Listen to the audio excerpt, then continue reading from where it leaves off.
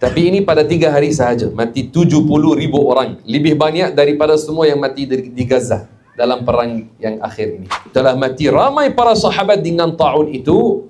Dan antara mereka adalah Abu Ubaidah bin Al-Jarrah. Kata Al-Munawi dalam kitab Fath Al-Qadir, telah dikatakan bahawasanya tanda ini, yang ia kematian yang berlaku dengan bilangan yang banyak, sudah zahir, sudah berlaku.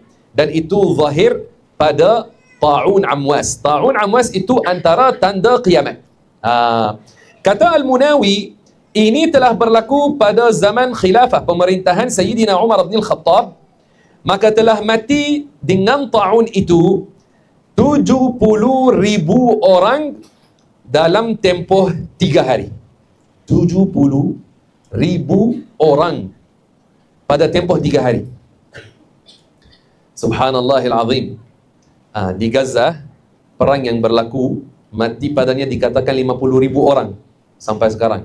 Tapi dalam tempoh mungkin 2 tahun macam itu.